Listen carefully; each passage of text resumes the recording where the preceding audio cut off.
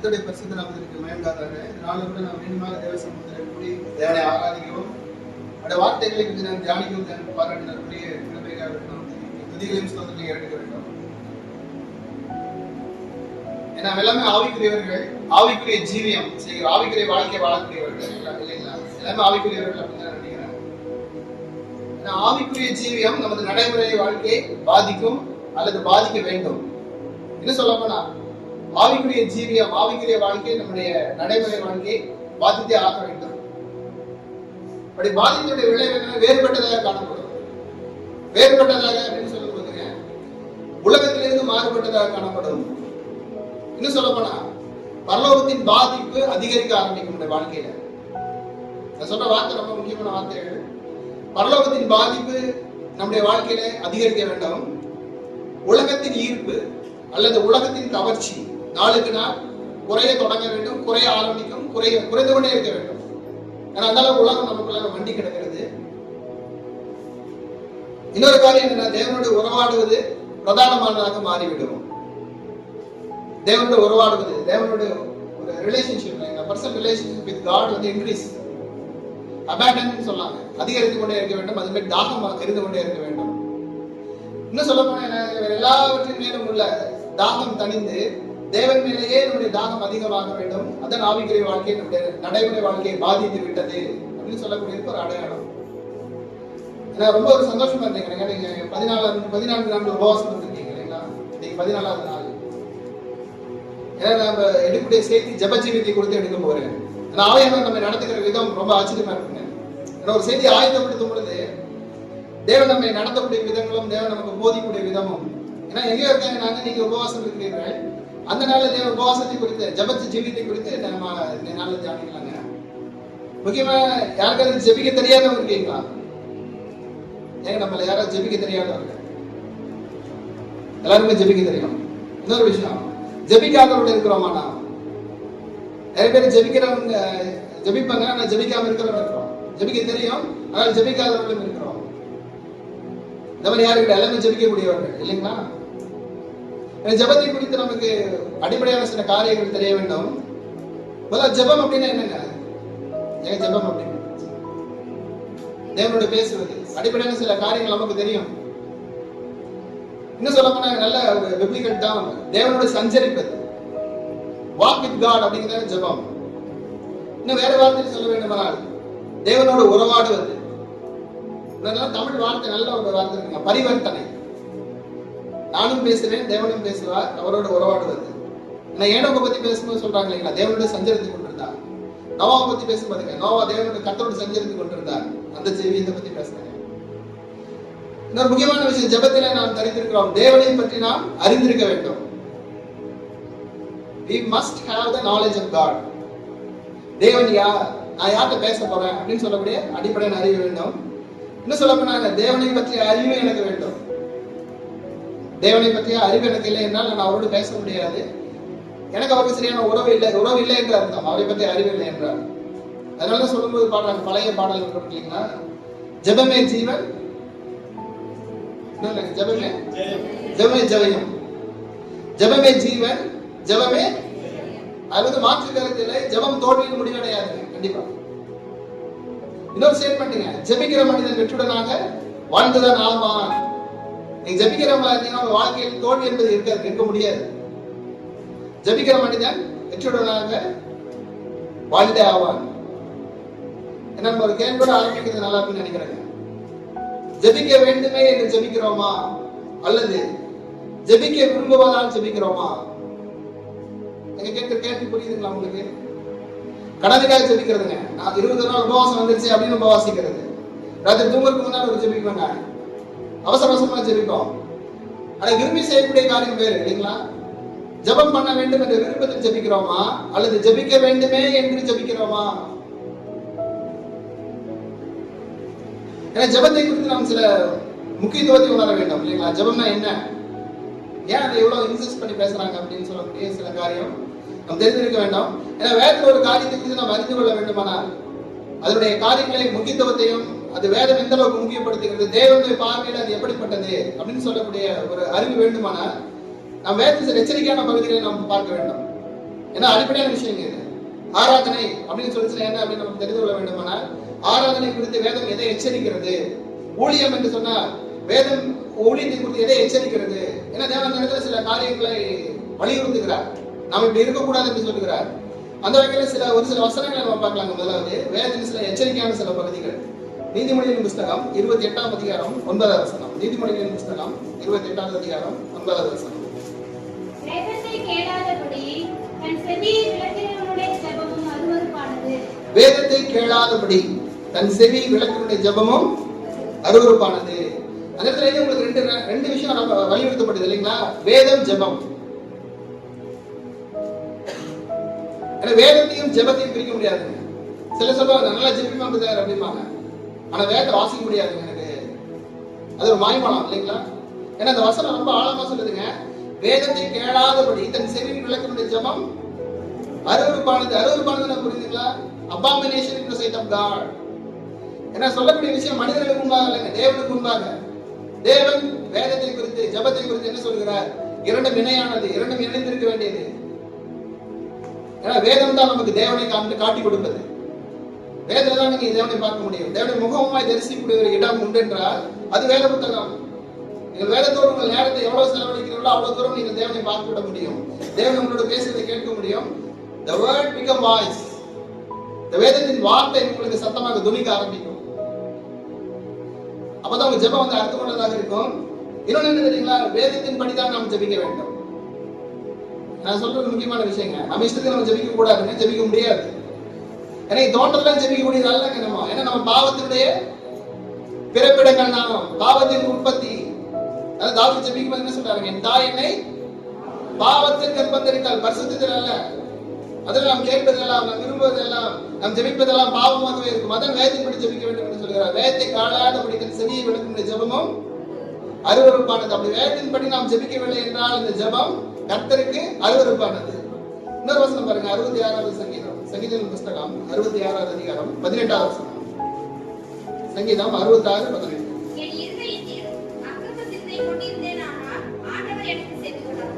ஏன்னா அந்த சங்கீதம் ஆரம்பிக்கும் போது அழகா ஆரம்பிக்கிறாருங்க. ஏன்னா ராகம் தலைவனுக்கு ஒப்பிக்கப்பட்ட சங்கீதமாக பாட்டு. ஏன்னா பாடுகிறவர்கள் பாடிட்டே இருப்பாங்க, ஜெபிக்கிறதுல ரொம்ப வீக்கா இருக்காங்க. ஆனா என்ன சொல்றாங்க? ஆரம்பிக்கும் போது ஆரம்பிக்கிற பூமியின் குடிகளே நீங்கள் எல்லாரும் தேவனுக்கு முன்பாக கம்பீரமாய் பாடுங்கள், அவரை நாமத்தை மகத்துவத்தை கீர்த்தனம் பண்ணி அவருடைய துதியின் மகிமையை கொண்டாடுங்கள் அப்படின்னு துதியில ஆரம்பிக்கிறாங்க. ஆரம்பிச்சுட்டே வரும்போது சங்கீதத்தை முடிக்கும் போது சொல்றாங்க, என் இருதயத்தில் அக்கிரம சிந்தை கொண்டிருந்தேன், ஆனால் ஆண்டவர் எனக்கு செவி கொடா. ரொம்ப டேஞ்சரஸ் வேர்டுங்க அது. என்னால ஜெபிக்கலாம், என் இருதயத்தில் அக்கிரம சிந்தை கொண்டிருந்ததுனால தேவனின் ஜெபத்திற்கு செவி கொடா. நீங்க உபவாசம் இருக்கலாம், ஜெபிக்கலாம், என்னால கேட்கலாங்க. ஆனால் என் இருதயத்தில் அக்கிரம சிந்தை கொண்டிருப்பேன், ஆனால் தேவனின் ஜெபத்தை கேட்க மாட்டார், செவி கொடுக்க மாட்டார். ஏன்னா தேவன் எப்படிப்பட்டவருங்க? என்னுடைய இருதயத்தை அறிந்தவர். எங்க புரியுதுங்களா நான் சொல்றது? தேவன் வெளித்தோட்டத்தை பார்த்து ஏமாறுகிறவர்களை ஏமாற்ற முடியாத அவரை. அவருக்கு எல்லாம் தெரியும். எனக்கு அவருக்கு முன்பாக நான் நிர்வாணமா இருக்கிறேன். ஏன்னா நினைவுகளின் தோற்றத்தை அறிந்தவர். நினைவுகளின் தோற்றம் ரொம்ப கஷ்டம் இல்லைங்களா? நமக்கு நினைவு தான் தெரியும். நினைவுக்கு முன்பாக என்ன அடிப்படையில் அந்த நினைவுகளின் தோற்றம் உருவாகிறதோ அதே அறிந்தவர் அவர். வெளித்தோற்றத்தை பார்த்து தேவன் ஏமாற மாட்டார், ஏமாற்ற முடியாது அவரை. ஏசாயா புத்தகத்தில் சொல்றாங்க 1ஆம் அதிகாரம் 15வது வசனம். ஏசாயா 1:15. நீங்கள் உங்கள் கைகளை விரித்தாலும் என் கண்களை உங்களை விட்டு மறைக்கிறேன். ஏன்னா இந்த வார்த்தை பாத்தீங்கன்னு வச்சுக்கீங்களேன், கைகளை விரிக்கிறோம் ஆண்டவரே சொல்லி கைகளை விரிக்கிறோம், உயர்த்துக்கிறோம், எல்லாம் பண்றாங்க. ஆனா என்ன செய்யறாங்க? அவரே என் கண்களை உங்களை விட்டு மறைக்கிறேன். அப்புறம் சொல்றாருங்க, நீங்கள் மிகுதியா ஜெபம் பண்ணினாலும், அண்டர்லைன் பண்ணுங்க அந்த வேலை, நீங்கள் மிகுதியா ஜெபம் பண்ணினாலும் கேளு, உங்கள் கைகள் ரத்தத்தினால் நிறைந்திருக்கிறது. உங்க ஜீவியம் சரியில்லைங்கிறாங்க. நீங்க மிகுதியா ஜெபிக்கிறீங்க, எல்லாம் பண்றீங்க, ஆனா உங்கள் ஜீவியம் சரியில்லை, உங்க கைகள் ரத்தத்தினால் நிறைந்திருக்கிறது. கரைபிடிந்த கரங்களோடு கூட ஜெபித்துக் கொண்டிருக்கிறோம். அதாங்க 13ஆம் வசனத்துல பாக்குறாங்க, சொல்றாங்க, இனி வீண் காணிக்கைகளை எனக்கு கொண்டு வர வேண்டாம், தூபம் காட்டுதல் எனக்கு அருவருப்பா இருக்கிறது. நீங்கள் அக்கிரமத்தோட ஆசரிக்கிற மாத பிறப்பையும் ஓய்வு நாளையும் சபை கூட்டத்தையும் நான் இனி சகிக்க மாட்டேன். சகிக்க முடியலங்கிறாங்க. நீங்க பண்ற ஆராதனை, சபை கூட்டம், உபவாச கூட்டம், கொடுக்கிற காணிக்கை, என்ன சொல்றாருங்க, நீங்க 10வது வசனத்துல பாருங்க. சோதோமின் அதிபதிகளே கர்த்தருடைய வார்த்தையை கேளுங்கள், குமாராவின் ஜனமே இஸ்ரவேல் மக்களை பார்த்து பேசுகிறார். அழிக்கப்பட்ட ஜனத்தை போல மாறிவிட்டார்கள். இந்த கூக்குரல் வானவர்கள் ஏற்படுத்தப்பட்ட ஜனம் அது. தேவன் கவிழ்த்து போட்ட பட்டணங்கள் அது. சோதோம் குமாரா ஏன் சொல்றாருங்க, குமாரின் ஜனமே நமது தேவனுடைய வேதத்துக்கு செவி கொடுங்கள். வேதத்தை விட்டுட்டாங்க. நம்ம ஃபர்ஸ்டே பார்த்தோம், வேதத்தை விளக்குடைய ஜெபம் கர்த்தருக்கு அருவருப்பானது. நீங்க வேதத்தை விட்டுட்டீங்கன்னு சொன்னாங்க. காணிக்கை கொடுக்குறீங்க ரைட்டு, உபவாசிக்கிறீங்க ரைட்டு, 21 நாள் இருக்கிறீங்க நல்லது, சாப்பிடாம இருக்கீங்க நல்லது, அழுகிறீங்க புலம்புறீங்க, எவ்ரிதிங் ஃபினிஷ், கைகளை உயர்த்துகிறீர்கள், ஆனால் உங்கள் ஜீவியம் சரியில்லை என்று சொல்லுகிறார். அதாவது பிரசங்கில அழகா சொல்றாருங்க சாலமோன். பிரசங்கின் புஸ்தகம் 5ஆம் அதிகாரம் 2வது வசனம். பிரசங்கி 5:2. தேவ சமூகத்தில் நீ துணிகரமாய் உன் வாயினால் பேசாமலும். எங்க கவனிக்கிறோம், நீ தேவ சமூகத்தில் we are in the presence of God. நீங்க எப்ப ஜெபிக்க உட்கார்றீங்களோ அப்ப தேவ பிரசன்னத்துக்கு வந்துடுங்க. தேவ சமூகத்தில் வந்து விடுகிறீர்கள். துணிகரமாய் பேசாமலும் மனம் பதறி. புரியுதுங்களா? மனம் பதறி பதறி பேசிட்டீங்க அப்படின்னு சொல்றோம் இல்லைங்களா? அந்த மாதிரி ஜெபத்துல மனம் பதறி ஒரு வார்த்தையும் சொல்லாமலும் இரு. ஏன்னா தேவன் வானத்தில் இருக்கிறார். அவர் யாருங்க? வானத்தில் இருக்கிறார், நீ பூமியில் இருக்கிறாய். ஆகையால் உன் வார்த்தைகள் சுருக்கமா இருப்பதாக. என்ன பேசணும் நமக்கு தெரிய வேண்டும். யாரிடத்தில் பேசுகிறோம் என்ற உணர்வு வேண்டும். அதான் கர்த்தர் இயேசு கிறிஸ்து சொல்கிறார். மத்தேயு சுவிசேஷம் 6ஆம் அதிகாரம் 7வது வசனம். மத்தேயு 6:7. நீங்கள் ஜெபம் பண்ணும்போது ஞானிகளைப் போல வீண் வார்த்தைகளை கேட்பாயீர்கள். அவர்கள் அதிக வசனிப்பினால் தங்கள் ஜெபம் கேட்கப்படும் என்று நினைக்கிறார்கள். எல்லாரும் சேர்ந்து படிக்கலாங்களா? அன்றியும் நீங்கள் ஜெபம் பண்ணும்போது அஞ்ஞானிகளைப் போல வீண் வார்த்தைகளை அலப்பாதீர்கள். அவர்கள் அதிக வசனிப்பினால் தங்கள் ஜெபம் கேட்கப்படும் என்று நினைக்கிறார்கள். புரியுதுங்களா? அதிக வசனிப்பினால நிறைய நாள் ஜெபம் பண்ணிட்டோம், 40 நாள் ஜெபம் பண்ணிட்டோம், 21 நாள் ஜெபம் பண்ணிட்டோம், கேட்பாங்க அப்படின்னு இல்லைங்க. அஞ்ஞானிகளைப் போல. ஏன்னா அவங்க விரதம் இருக்கிற மாதிரி நம்ம இருக்க கூடாதுங்க. ஏன்னா பின்னால நம்ம முடிக்கும் போது உங்களுக்கு தெரிஞ்சுடுங்க நம்முடைய ஜெப ஜீவியத்தை தேவன் எப்படியாக மாற்றி அமைக்க விரும்புகிறார். உண்மையான ஜெபம் எது என்பதை தேவன் வெளிப்படுத்தி விடுவார். என்ன சொல்றாங்க? அன்றையும் ஜெபம் பண்ணும்போது, நீங்கள் ஜெபம் பண்ணும்போது, ஆனா ஒருத்தரை பத்தி சொல்றீங்க, நீங்கள் பன்மையில சொல்லுகிறார். சபையாராகி நாம் ஜெபிக்கும் போது அஞ்ஞானிகளைப் போல வீண் வார்த்தைகளை அளப்பாதீர்கள். அவர்கள் அதிக வசனிப்பினால் தங்கள் ஜெபம் கேட்கப்படும் என்று நினைக்கிறார்கள். டேஞ்சரஸான நம்ம படிச்சுட்டீங்க. நம்ம தியானத்துக்கு போலாம். மார்க் எழுதின சுவிசேஷம் 11ஆம் அதிகாரம் 17வது வசனம். மார்க் 11:17. என்னுடைய வீடு எல்லா ஜனங்களுக்கும் ஜெப வீடு எனப்படும் என்று எழுதியிருக்கவில்லையா? நீங்களோ அதை கல் குகையாக்கினீர்கள் என்று அவர்களுக்கு சொல்லி உபதேசித்தார். ஏன்னா இஸ்ரவேல் மக்கள் ரொம்ப பாடிட்டு வராங்க ஓசன்னா இல்லைங்களா? தெரியும் நம்மளுக்கு இன்சிடென்ட். ஓசனான்னு பாடிட்டு வராங்க இயேசு கிறிஸ்து. ஏன்னா அவங்க ரோமன் கவர்மெண்ட் விடுதலை கொடுத்துருவார் அப்படின்னு சொல்லி சந்தோஷமா பாடிட்டு ஓசன்னா தாவீதின் குமாரனுக்கு ஓசன்னா அப்படிலாம் பாடிட்டு வரும்போது தான் இயேசு கிறிஸ்து அங்க போலீங்க, ரோமன் கவர்மெண்ட் போல ஆலயத்துக்கு விட்டாங்க. தேவன் சுத்திகரிக்க விரும்புவது உலகத்தை அல்ல, உங்களை. உலகத்தை அல்ல, சபையை தேவன் சுத்திகரிக்க விரும்புகிறார். ஏன்னா சபையில் உள்ள அலங்கோலங்களை தேவன் பார்த்து கடிந்து கொள்கிறார். என்ன சொல்றாரு பாருங்க, என்னுடைய வீடு எல்லா ஜனங்களுக்கும் ஜெப வீடு. இந்த ஆலயம் என்பது ஏதோ பாடுவதல்ல, ஆராதிப்பதல்ல. முதலாவது செய்ய வேண்டிய காரியம் ஜெபம் செய்ய வேண்டும். என்னுடைய வீடு எல்லா ஜனங்களுக்கும், ஒரு குறிப்பிட்ட ஜாதிக்கு உண்டானதல்ல, ஒரு குறிப்பிட்ட சமுதாயத்துக்கு உண்டானதல்ல, ஒரு குறிப்பிட்ட மக்களுக்கு உண்டானதல்ல, படித்தவர்களுக்கு மாத்திரமல்ல, எல்லாருக்கும், எல்லா ஜனத்துக்கும். என்னுடைய வீடு எல்லா ஜனத்துக்கும் ஜெப வீடு என்று எழுதியிருக்கவில்லையா? நீங்களோ அதை கலர் குறையாகி விட்டீர்கள் என்று அவர்களுக்கு சொல்லி உபதேசித்தார்களாம். டீச் பண்றாங்க. நம்முடைய ஆலயம் ஜெபத்துக்கு எவ்வளவு முக்கியத்துவம் கொடுத்தா அதாங்க ஜெபம், அதாங்க தேவனுடைய வீடா இருக்க முடியும். அதனால இன்னொரு வருஷம் சொல்றாங்க 2ஆம் அதிகாரம் யோவானுக்கு எழுதின சுவிசேஷம் 2ஆம் அதிகாரம் 14 யோவான் 2:14.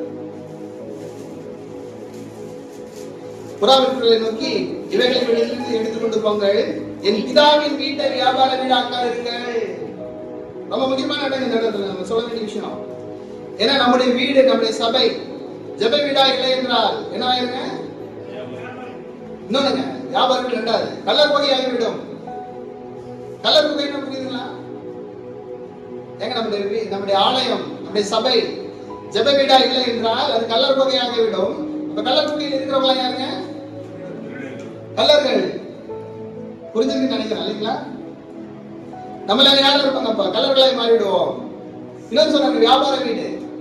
வியாபார வீட்டுல யார் இருப்பாங்க? நம்மள வியாபாரிகள் ஆயிடுவாங்க. வியாபாரிகள் என்ன செய்வாங்க? அவங்க எப்படிங்க? என்ன வேணாலும் பேசுவாங்க இல்லைங்களா? தங்களை ஆதாயப்படுத்திக் கொள்வதற்காக, தங்களுக்கு லாபம் வருவதற்காக என்ன வேணாலும் பேசுவாங்க. அவங்களுடைய நோக்கமே என்ன இருந்துச்சுங்க? பணத்தை பெருக்குவது. நம்முடைய நோக்கம் பணமாக மாறிவிடுமானால் என்ன நீங்க சொல்லப்பட்ட உங்க தனிப்பட்ட வாழ்க்கையில ஜெப ஜீவியம் இல்லை என்றால் உங்கள் வாழ்க்கை கள்ளக்கொகையாக இருக்கும். உங்கள் இருதயம் கள்ளக்கொகையாக இருக்கும். உங்கள் இருதயம் ஜெபம் இல்லை என்றால் வியாபார வீடாக இருக்கும். பணத்தை பத்தி சிந்திச்சுட்டு இருப்பீங்க. இங்க போனா எவ்வளவு பணம் கிடைக்கும், அங்க போனா எவ்வளவு பணம் கிடைக்கும், அங்க படிக்க வச்சா எவ்வளவு பணம் கிடைக்கும். இதே சிந்தையாக மாறிவிடி நம்முடைய உள்ளம் கள்ளக்கொகையாக ஜெபிக்க முடியாதுங்க. நம்ம உதடுகளை சொல்லி மத இயேசு சொன்னாங்க, ஜனங்கள் தங்கள் உதடுகளினால் என்னை கனம் பண்ணுகிறார்கள். உங்கள் இருதயமோ தூரமாக இருக்கிற ஜெப ஜீவியம் இல்லை என்றால், உங்கள் வாழ்க்கையில ஜெபம் மையமாய் மாறவில்லை என்றால் உங்கள் வாழ்க்கை வியாபார வீடாக இருக்கும், கல்லர் வகையாக இருக்கும். நீங்கள் கல்லர்களாக இருப்பீர்கள், நீங்கள் வியாபாரிகளாக இருப்பீர்கள், தந்திரசாலிகளாக இருப்பீர்கள்.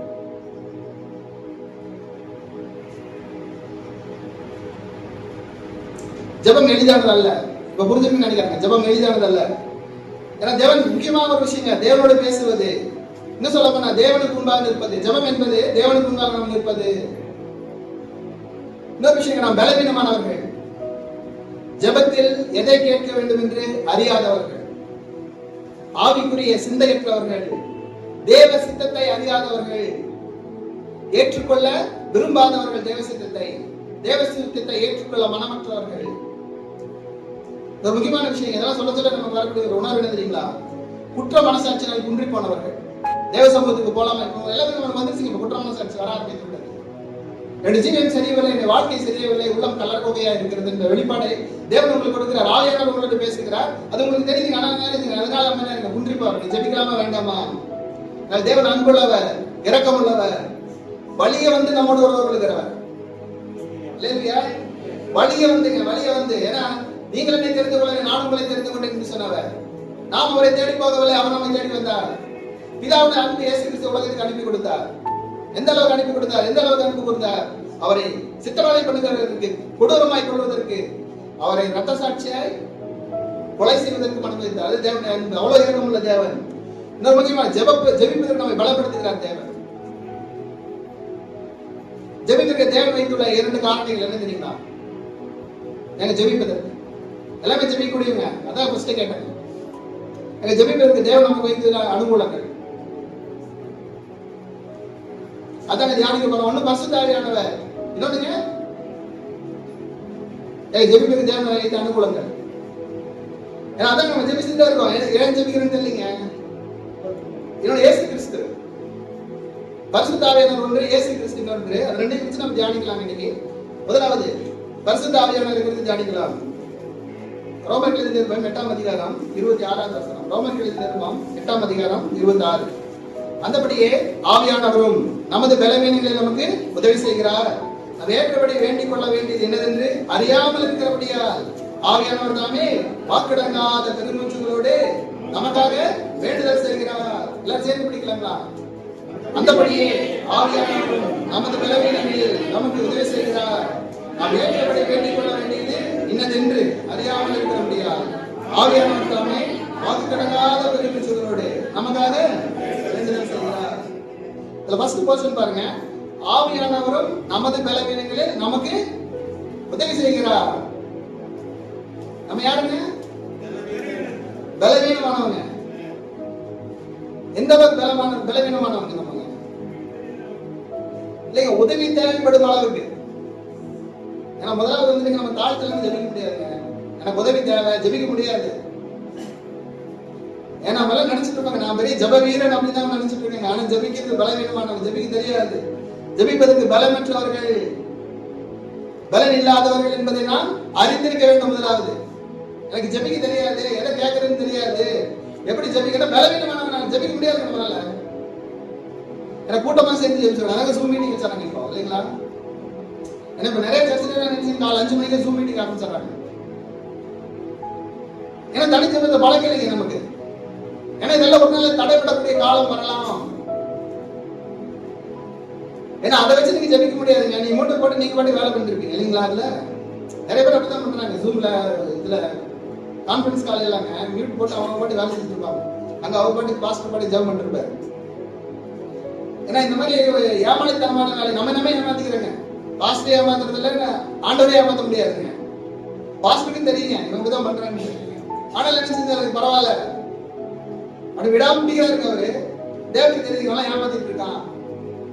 ஏன்னா பலவீனமானவர்களுக்கு நாம் ஒத்துக்கொள்ளவில்லை. ஜெபிக்கிறதை போல நமக்கு தோன்றும், நாம திருப்திப்படுத்திக் விடுகிறோம்.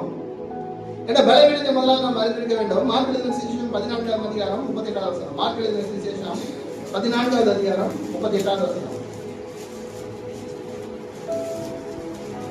நீங்கள் சோதனைக்கு உட்படாதபடிக்கு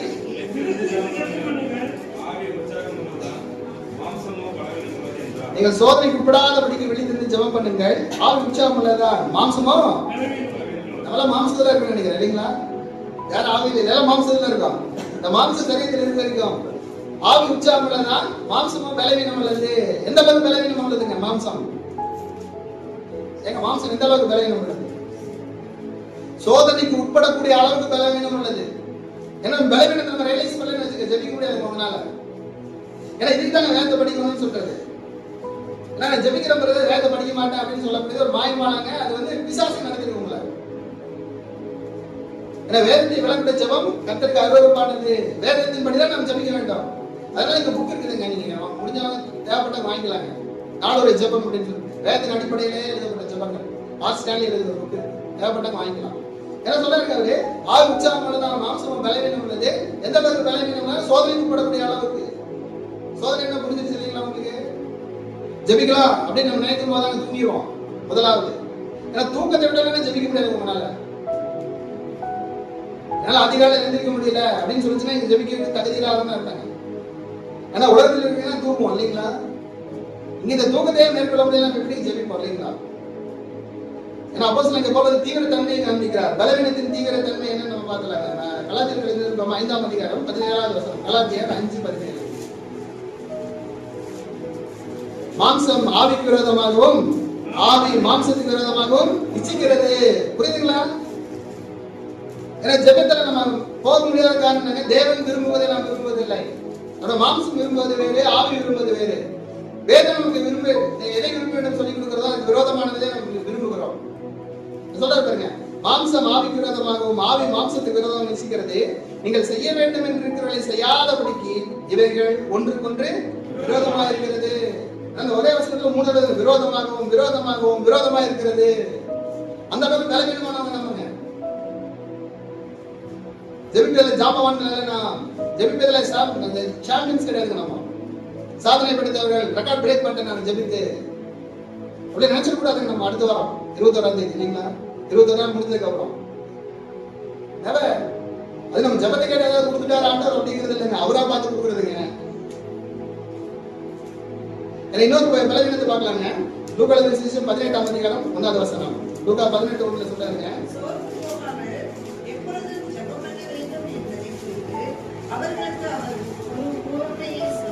சோர்ந்து போகாமல் எப்பொழுதும் ஜெபம் பண்ண வேண்டும் என்பதை குறித்து அவர்களுக்கு ஒரு உவமை சொன்னார். ஏன்னா சோர்ந்து போயிருவோம் நம்ம ஜெபத்துல. எந்த அளவுக்கு சோர்ந்து போயிருவோம் நம்ம எங்க ஜெபிக்கிறதுல? விசுவாசத்தை இழக்கக்கூடிய அளவுக்கு சோர்ந்து போயிருவோம் நம்ம. இது ஜெபிச்சு என்ன பிரயோஜனம் இல்லைங்களா? எல்லாமே பார்த்தாச்சு. எவ்வளவு நாள் 14 நாள் உபவாசம் ஜெபிச்சு பார்த்தாச்சு. இனி ஒண்ணும் வேண்டாம். ஏன்னா நான் நினைக்கிறதெல்லாம் நடக்காது. ஏன்னா சொல்லி கொடுத்துறாங்க அப்படி நமக்கு. விசுவாசத்தோட எவைகளை கேட்பீங்களோ அவர்களை பெற்றுக்கொள்ளும் விசுவாசிகள் அப்பொழுது உங்களுக்கு உண்டாகும். கேளுங்கள் அப்பொழுது உங்களுக்கு கொடுக்கப்படும், தட்டுங்கள் உங்களுக்கு திறக்கப்படும் அப்படி சொல்லிட்டாங்க. ஆனா ஜெபிச்சா கிடைக்க மாட்டேங்குது. சோர்ந்து போயிருந்தோம். ஏன்னா நீங்க கேட்கறது நிறைய கிடைக்காது உங்களுக்கு. ஏன்னா தேவ சித்தத்தின்படி அல்ல.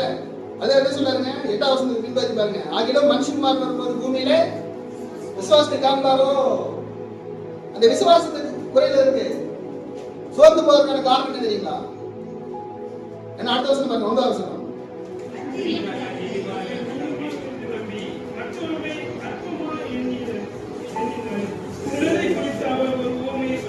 தங்களை நீதிமான்கள் என்று நம்பி நம்ம விசுவாசத்தை இழப்பதற்கான சோர்ந்து போவதற்கான என்ன? முதல்ல நம்மளே நம்பிக்கிறேங்க. நான் பயங்கரமா ஜெபிக்கிறேன், முழங்கால் படிக்கணும், அவ்வளவுதான் பாதாளமே நடுங்க அப்படின்னு சொல்லக்கூடிய அளவுக்கு என்ன நினைச்சுக்கிறோமா? நம்மளை நினைச்சுக்கிறோம், நம்மளை நம்பிட்டேங்க.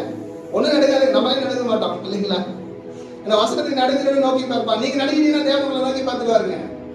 நடுங்குவதை போல நடிக்கக்கூடியவர்கள் நாம். அதான் சொல்றாங்க, தங்களை நீதிமான்கள் என்று நம்பி, அது மாத்திரம் இல்லைங்க, மற்றவர்களை அற்பமா எண்ணி. ரொம்ப டேஞ்சர். நம்ம நான் தான் நாளை ஜெபிக்கிறவங்க ஜெபிக்க மாட்டாங்க. எங்க சபை தாங்க ஜெபிக்கிற சபை, மற்ற சபையில ஜெபிக்காது. இப்படிலாம் சொல்லி என்ன நினைச்சீங்க, நம்ம விசுவாசத்தை இழந்து கொண்டிருக்கிறோம். அதெல்லாம் என்ன நினைச்சீங்கப்பா, சோர்ந்து போயிட்டேங்க நம்ம. அதனால என்ன நினைச்சீங்க, இயேசு கிறிஸ்து சொன்னாங்க லூக்கா 14ஆம் அதிகாரம் 16வது வசனம், யோவான் 14வது அதிகாரம் 16வது வசனம். நான் பிதாவை வேண்டிக் கொள்ளுவேன், அப்பொழுது என்னென்றைக்கும் உங்களுடனே கூட இருக்கும்படிக்கு சத்திய ஆவியாகிய வேறொரு தேற்றரவாளனை அவர் உங்களுக்கு தந்தருளுவார். நான் பிதாவை வேண்டிக் கொள்வேன், அப்பொழுது என்றென்றைக்கும் உங்களுடனே கூட இருக்கும்படிக்கு சத்திய ஆவியாகிய வேறொரு தேற்றரவாளனை அவர் உங்களுக்கு தந்தருளுவார். தேற்றரவாளனா யாருங்க? பரிசுத்த ஆவியானவர். தேற்றரவாளன் வேர்ட் என்னங்க மீனிங் இருக்கு? Computer helper, இங்கிலீஷ்லங்க another helper. உதவி செய்வார், உங்களுக்கு பலவீனங்களை உதவி செய்கிறார். அதுதான் ஆவியானவர். பலவீனங்களை, நம்முடைய பலவீனங்களை உதவி செய்கிறார். ஜெபிக்க முடியாத இருக்கிறதுனால உதவி செய்கிறார். நீங்க அவை சார்ந்து கொள்ள வேண்டும். அதுக்கடுத்து பாருங்க, ரோமர்கள் எழுதின 8ஆம் அதிகாரம் 26வது வசனத்துல சொல்றாங்க. இந்த பின்பகுதி பாருங்க, ரோமர் 8 பின்பகுதி. நாம் ஏற்றபடி வேண்டிக் கொள்ள வேண்டியது என்று அறியாமல் இருக்கிறபடியால் ஆவியானவர் தாமே வாக்கடங்காத பெருமூச்சுகளோடு நமக்காக வேண்டுதல் செய்கிறார். முதலாவது உதவி செய்யறாருங்களா? அடுத்து என்ன செய்யறாங்க? யாருக்காங்க? நமக்காக. வேண்டுதலுக்கு ஜெபத்துக்கு வித்தியாசம் இருக்குங்களா? எங்க ஜெபம் வேண்டுதல் என்ன அப்படி போட்டுக்கலாம் இல்லைங்களா? நமக்காக ஜெபம் செய்வார் அப்படின்னு. வேண்டுதல் அப்படின்னு என்னங்க? வேண்டுதலுக்கு ஜெபத்துக்கு உள்ள வித்தியாசம்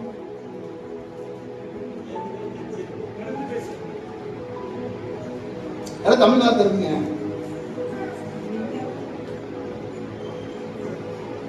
மன்றாடுவதுங்க, இன்டர்செஷன். ஜெபத்துக்கு மேல ஜெபத்துல இல்ல, போராடுறது. நமக்கு அனுபவம் இல்லைங்களா? ஜெபிக்கிறது ரொம்ப கஷ்டம், மன்றாடுறது ரொம்ப சிரமம். இன்டர்செஷன் அப்படின்னு சொல்றாங்க. அப்ப ஆவியானவர் என்ன செய்யறாங்களா? எப்படி ஜெபிக்கிறாங்களா? வாக்கு கடங்காத பெருமூச்சுகளோடு கூட நமக்காக. அந்த அளவு நம்ம பிரச்சனைங்க. நமக்காக ஜெபிக்கும் போதுங்க நம்ம பிரச்சனை நமக்கு தெரியலங்க. நம்ம ஏதோ ஜெபிச்சுட்டு சோத்திரம் போட்டிருக்கோம், அல்லேலூயா போட்டிருக்கோம். ஆனா உள்ளத்துல நம்ம பிரச்சனை, நமக்கும் தேவனுக்கு பெரிய பிரிவினை உண்டாயிருக்கிறது. ஏன்னா உங்கள் அக்கிரமங்களே என்ன பண்ணிச்சுங்களா? உங்களுக்கு உங்கள் தேவனுக்கும் நடுவாக பிரிவினை உண்டாக்கி. எந்த அளவுக்கு பிரிவினை உண்டாக்கிச்சுங்களா? அவர் தன்னுடைய முகத்தை மறக்கக்கூடிய அளவுக்கு. அந்த இடத்துல ஆவியானவர் என்ன செய்யலாம்? நமக்காக மன்றாடுகிறார். அவரும் திறப்புல நிற்கிறாரு. நம்ம போய் திறப்புல நிற்க முடியாதுங்க. திறப்புல நிற்காங்க. ஒருவனை கண்டேன் ஒருவனையும் காணேன், இசைக்கையில படிக்கிறோம் இல்லைங்களா? அந்த திறப்புல ஆவியானவர் நமக்காக நிற்கிறதுனால நம்ம ஜெபிக்க முடிய வேண்டும். ஆவியானவர் உங்களுக்குள்ளாக கிரியை செய்ய வேண்டும். ஆவியானவர் நமக்காக விண்ணப்பிக்கிறார். முதல்ல நினைச்சுங்களா? நாம் ஏற்றபடி வேண்டிக் கொள்ள வேண்டியது என்னதென்று அறியாமல் இருக்கிறபடியால். எங்க புரியுதுங்களா? அப்படின்னு என்ன அர்த்தங்க? எங்க அப்படி என்ன அர்த்தம்? நாம் ஏற்றுக்கொள்ள வேண்டியது என்னதென்று அறியாமல் இருக்கிறபடியால். நம்ம ஜெபிக்கிறோம் இல்லைங்களா? எதை கேட்கறதுன்னு நமக்கு தெரியாதுங்க. ரொட்டீனா ஜெபிப்போம் இல்லைங்களா? ஃபேமிலி ப்ரேயர் பண்ணுவீங்களா? எல்லாருமே எல்லா வீட்டுக்கும் ஃபேமிலி நடக்குன்னு நினைக்கிறேன் இல்லைங்களா? எப்போ பண்ணுவீங்கன்னு தெரியாதுங்க. காலையிலையா மாலையிலையா? 2 வேளையும் பண்ணுவாங்க. முடிஞ்சா 3 வேளையும் பண்ணலாங்க, வயசானவங்களாம். ஆனா என்ன செய்வீங்க? மனப்பணமா ஒப்பிப்பங்க. நம்ம பிள்ளைங்களுக்காக, நம்ம தேசத்துக்காக, சபைக்காக அப்படின்லாம் நினைச்சு நம்மளை அணிச்சி செய்யலாம். நமக்கு தெரியாம வந்துடும் மனப்பாடமா. ஆனா என்ன செய்யறாங்க? ஆவியானவர் நமக்கு அறியாமல் இருக்கிறபடியால் ஆவியானவர் வாக்கெடுக்காத பெருமூச்சுகளோடு கூட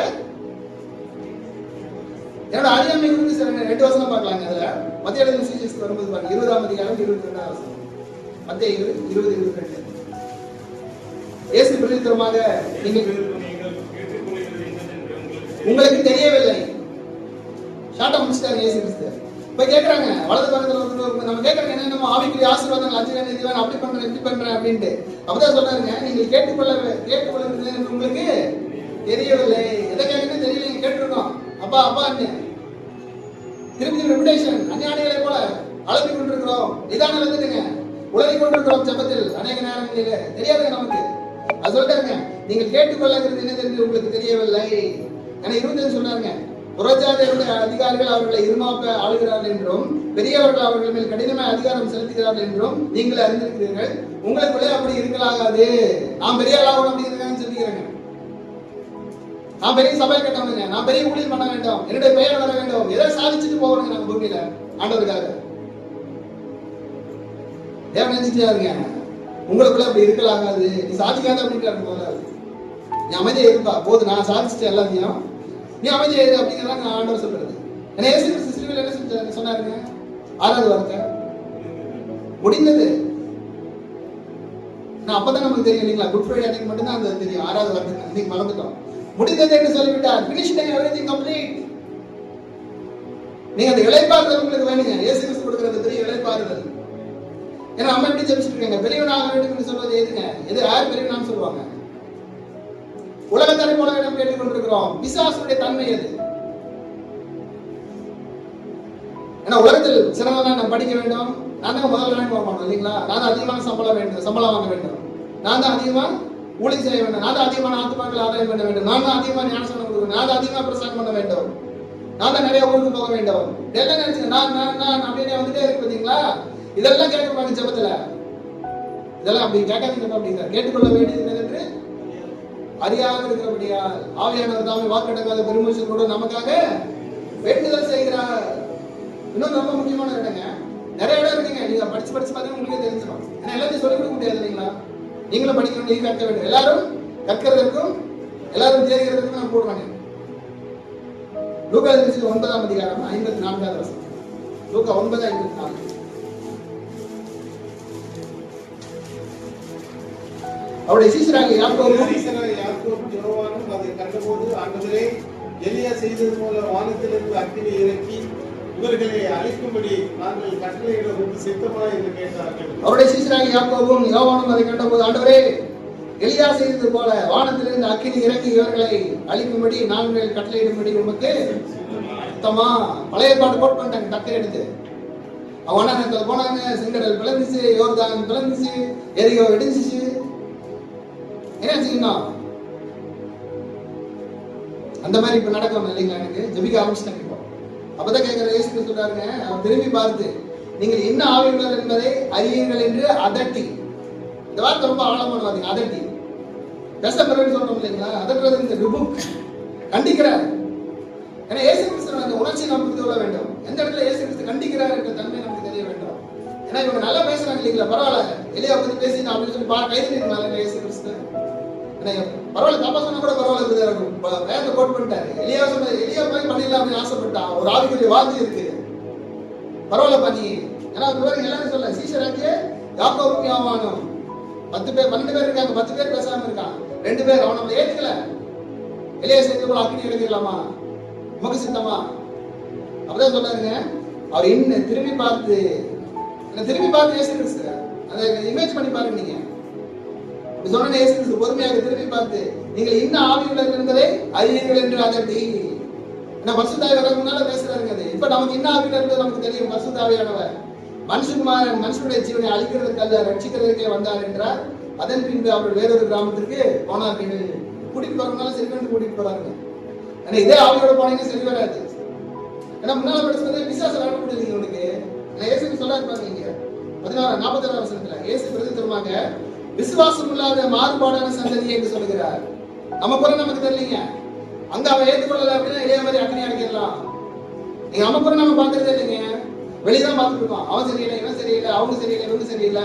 குறை சொல்வதால நம்முடைய வேலை, நம்முடைய ஆவி நம்ம யாராவது பார்க்கும். பரிசுத்த ஆவியானவர் நம்முடைய குறையை அவங்க சுட்டி காண்பிக்கிறார். அதை இயேசு சொல்றாங்க, அதனை சொல்லுகிறார். என்ன நேரத்தில் நம்ம முக்கியமா கவனிக்க வேண்டிய ஒரு விஷயம் என்ன தெரியுங்களா? பழைய ஏற்பாட்டுடைய சம்பவம் எதற்காக எழுதப்பட்டதுங்க நமக்கு? பழைய ஏற்பாடு இருக்கு இல்லைங்களா? பழைய ஏற்பாடு எதுங்க? ஆதியாகமத்திலிருந்து மல்கியா வரைக்கும் 39 புத்தகம் எழுதிருக்கோம் இல்லைங்களா? அது படிக்கணும் இல்லைங்களா? எதுக்காக எழுதப்பட்டிருக்கு சம்பவம் எல்லாம்? நமக்கு எச்சரிக்கை உண்டாகும்படி. ஆனா நம்ம கிளைம் பண்ண முடியாதுங்க, அதெல்லாம் உங்களுக்கு நடக்காதுங்க. இன்னொரு தடவை செங்கடல் விளக்குமா? விளக்காது. இன்னொரு தடவை யோர்தான் விளக்குமா? விளக்காது. இன்னொரு தடவை எரிகோபத்தில் இலக்கு அதெல்லாம் நடக்காதுங்க உங்களுக்கு. ஆனா எதுக்காக எழுதப்பட்டது தெரியுங்களா? நீங்க படிக்கலாங்க. 1 கொரிந்தியர் புத்தகம் 10ஆம் அதிகாரம் 11வது வசனம். 1 கொரிந்தியர் 10:11. இவையெல்லாம் திருஷ்டாந்தங்களாக அவர்களுக்கு சம்பவித்தது. உலகத்தின் முடிவு காலத்துல நமக்கு எச்சரிக்கை உண்டாகும்படி எழுதப்பட்டு இருக்கிறது. நீங்க இந்த வார்த்தை மறந்தே வசந்த மறந்தே கூடாதுங்க. உங்களுக்கு ஒரு வாக்குத்தத்தம் வருங்க, மாசம் வாரம் டெய்லி வருங்க வாக்குத்தத்தம். புதிய ஏற்பாட்டுல யாரும் எழுத மாட்டாங்க. எல்லாமே பழம் களஞ்சியங்கள் நிரம்பும், நீ போகையிலும் ஆசீர்வதிக்கப்பட்டிருப்பாய், வரையிலும் ஆசீர்வதிக்கப்பட்டிருப்பாய். அந்த மாதிரி ஒரு ஆசீர்வாதம் உங்களுக்கு வர வேண்டும் என்றால் அந்த சாபத்தையும் நீங்கள் ஏற்றுக்கொள்ள வேண்டும்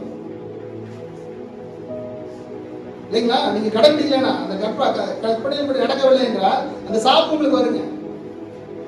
அந்த சாபமே வராது, நமக்கு சம்பந்தமே இல்லைங்க. ஏன்னா நம்ம யாருங்க? நம்ம புறஜாதிகள். அது யாருக்கு கொடுக்கப்பட்டுச்சுங்க? இஸ்ரவேல் மக்கள். புதிய உடன்படிக்கையின் கீழே வந்துவிட்ட நமக்கு கிறிஸ்துவுக்குள் சகல ஆசீர்வாதத்தாலும் தேவன் நம்மை ஆசீர்வதித்து இருக்கிறார். நீங்கள் ஆசீர்வதிக்கப்பட்டவர்கள். என்னை ஆசீர்வதியும் என்று சொல்லி ஜெபிப்பதில்லைங்க, ஆசீர்வதிக்கப்பட்டதுனாலே நாம் ஜெபிக்கிறோம். ஜெயம் தாரும் என்று ஜெபிப்பதல்ல, ஜெயம் பெற்றதுனாலே நாம் ஜெபிக்கிறோம். இந்த ரகசியம் நமக்கு தெரியுது இல்லைங்க. ஜபத்துல போய் புலம்ப வேண்டிய அவசியம் இல்லைங்க, புலம்ப வேண்டும், அது வேறு. ஜெய கிறிஸ்துவோடு கூட தேவனுடைய பாரத்தை பகிர்ந்து கொடுக்கிற ஜெபம். அதுக்கடுத்து இன்னொரு விஷயம் பாருங்க, இரண்டாவது விஷயம், 8ஆம் அதிகாரம் ரோமர் 8:27 வசனம். ரோமர் 8:27. ஆவியானவர் தேவனுடைய சித்தத்தின்படியே பரிசுத்தவான்களுக்காக வேண்டுதல் செய்கிறபடியால். போதுங்க. முதலாவது தேவனுடைய சித்தம் நமக்கு தெரியாது. உங்களுக்கு தெரியுங்களா தேவனுடைய சித்தம் என்ன என்று சொல்லி? எங்க தேவனுடைய சித்தம் என்னன்னு உங்கள் வாழ்க்கை குறித்து, உங்களை குறித்து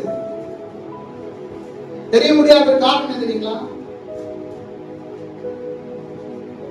லூக்கா 22ஆம் அதிகாரம் 42 41 படிக்கலாம்.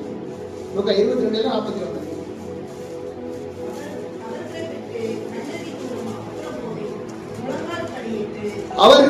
அவர்களை விட்டு கல்லெறி தூரம் அப்புறம் போய் முழங்கால் படியிட்டு. போதுங்க. முழங்கால் படியிட்டு எதுக்காக தெரியுங்களா? முழங்கால் படியிட்டு தாழ்த்துவது கரெக்ட். அப்புறம் சரண்டர், செல்ஃப் சரண்டர். என்கிட்ட ஒண்ணு இல்ல, நிராயுத பாணியாய். ஏன்னா அந்த காலத்துல ராஜாக்கள் சண்டையில தோத்துட்டாங்க, என்ன செய்வாங்க? முடியலனா அப்படியே முழங்கால் படிக்கிட்டு சரண்டர் ஆயிடுவாங்க. அந்த மாதிரி தான் அதான் ஜெபம்ன்றது. ஜெபத்துல போகும்போது என்ன நம்ம 100% சரண்டர், சுய முற்றிலுமாக அழிக்கப்பட்டு விட வேண்டும். அப்பதான் இயேசு கிறிஸ்து ஜெபிக்கிறார், பிதாவே உமக்கு சித்தமானால். அது அவிசுவாசம் இல்லைங்க, அதான் விசுவாசம். ஏன்னா கேட்டதெல்லாம் அப்படியே கொடுத்துருவாரு அப்படிங்கிற விசுவாசம் இல்லைங்க, உமக்கு சித்தமானால் என்று சொல்றதுதான் விசுவாசம். அது சொல்றாங்க, பிதாவே உமக்கு சித்தமானால் இந்த பாத்திரம் என்னை விட்டு நீங்கும்படி செய்யணும், ஆயினும் என்னுடைய சித்தத்தின்படி அல்ல உம்முடைய சித்தத்தின்படி ஆக்கப்படுவது என்று ஜெபம் பண்ணினார். புரியுதுங்களா? எப்படி ஜெபம் பண்ணாரு? முழங்கால் படிக்கிட்டு. நீங்க முடிஞ்சதெல்லாம் முழங்கால் படி தான் ஜெபிக்கணுங்க. முழங்கால் படிக்கிட்ட முடியாத சூழ்நிலை வரும் வரைக்கும் முழங்கால் படிக்கிட்டு சொல்ல பார்த்தீங்களா? அவருமே முழங்கால் படிக்கிட்டு உமக்கு சித்தமானால், என்னுடைய விருப்பம் அல்ல, என்னுடைய சித்தம் அல்ல, நான் கேட்பதல்ல, அது எனக்கு நன்மையானதா இருந்தாலும் பரவாயில்லை இல்லைங்களா? அதுல என்ன வாழ முடியாது அப்படின்னு சூழ்நிலை வந்தாலும் பரவாயில்லை, எனக்கு வேண்டாம், அது உம்முடைய சித்தம் என்று வாழ்க்கை நிறைவேற வேண்டும். சொல்ல பாருங்க, ஆயுதம் என்னுடைய சித்தத்தின்படி அல்ல உம்முடைய சித்தத்தின்படி ஆகப்படுவது என்று ஜெபம் பண்ணினார். அதாங்க பவுல் அப்போஸ்தலன் கேட்கிறாங்க. 9ஆம் அதிகாரம் அப்போஸ்தலரின் புத்தகம் 9ஆம் அதிகாரம் 6வது வசனம். அப்போஸ்தலர் 9:6.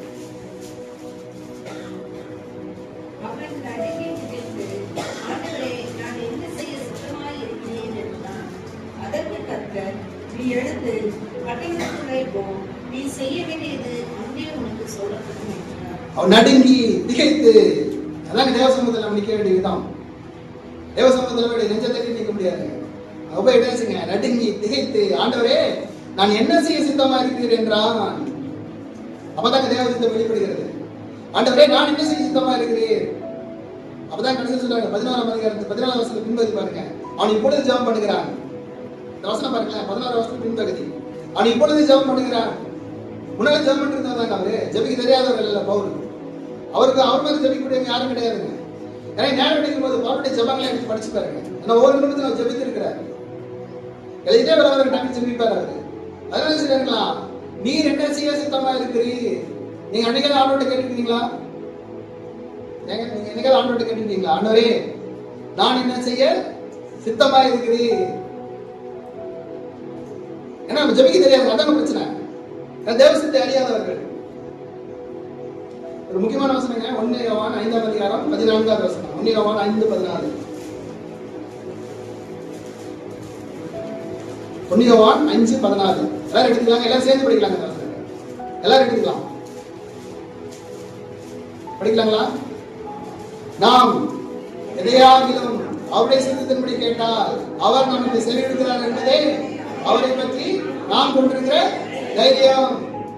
இன்னொரு படிக்கலாங்களா? எல்லாம் சேர்ந்தோம்.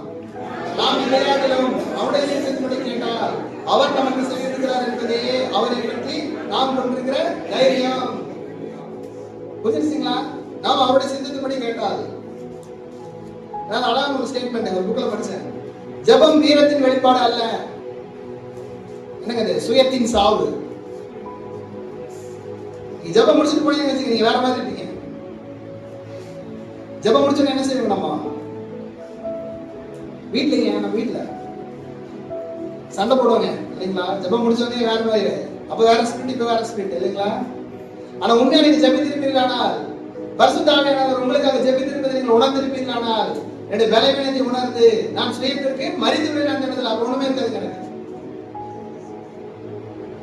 ஏன்னா தேவன் முன்பாக நிற்பதுங்கிற ஜெபம்ங்கிறது என்னை இளைய தீர்க்கதரிசனை வெளிப்படுத்துகிறார். எனக்கு ரொம்ப பிடிச்ச ஒரு பாத்தீங்க, தேவனுக்கு சேனைகளின் தேவனாய் கர்த்தருக்கு முன்பாக இருக்கிற நான்.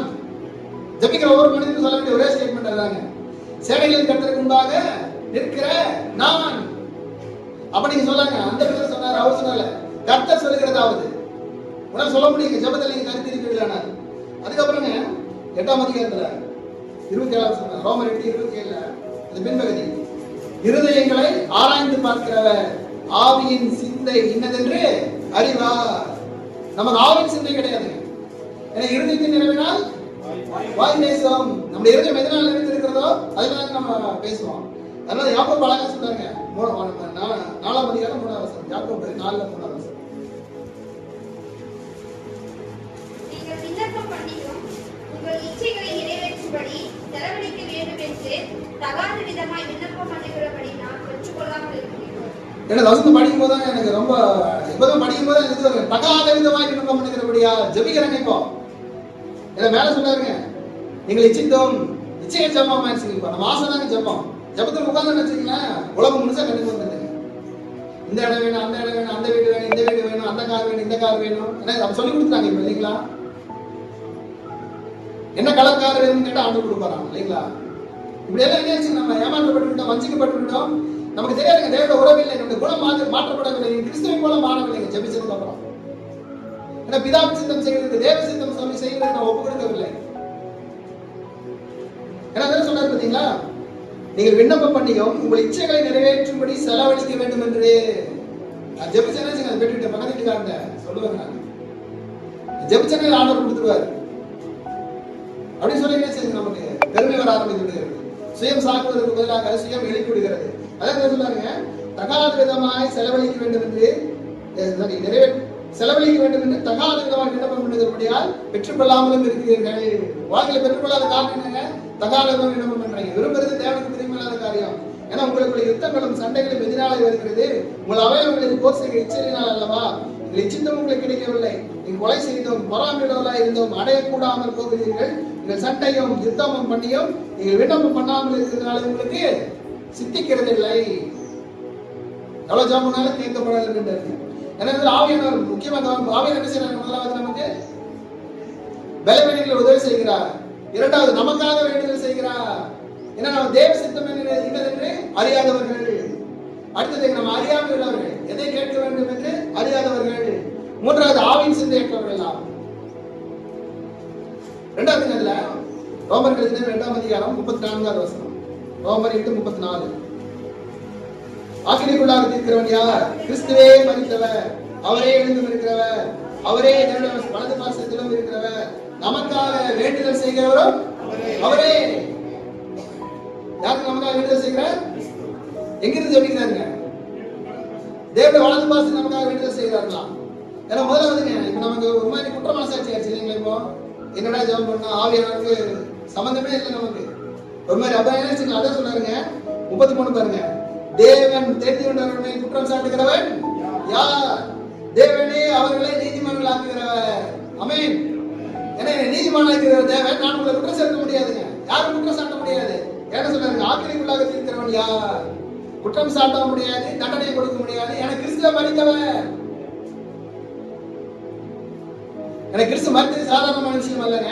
ரோமர்களுக்கு நிருபம் என்ன நம்முடைய குற்ற மனசாட்சி நம்ம விட்டு அகற்றிவிடும் கிறிஸ்து மரித்ததினால். ஏன்னா சொல்ற வேர்டு ரொம்ப முக்கியங்க. உங்களுக்கு எந்த ஒரு குற்ற மனசாட்சியும் தேவையில்லை, தேவன் அகற்றி விடுவார் அதை.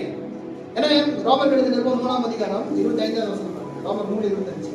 தேவன் பொறுமையாய் இருந்து பிற்காலத்தில் நடந்த பாவங்களை தாம் பொறுத்து கொண்டதை குறித்து தம்முடைய நீதியை காண்பிக்கும் பொருட்டாகவும் தாம் நீதி உள்ளவரும் இயேசு கிறிஸ்துவனிடத்தில் விசுவாசமாய் இருக்கிறவனை நீதிமானாய் விளங்கும்படி இக்காலத்திலே தமது நீதியை காண்பிக்கும் பொருட்டாகவும்.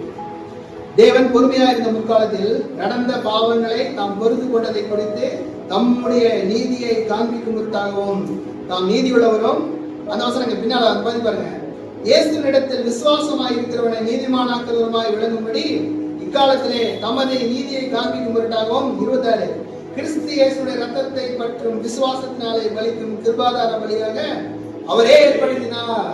இயேசு கிறிஸ்து எப்ப விசுவாசமோ அப்ப நம்ம நீதிமான்.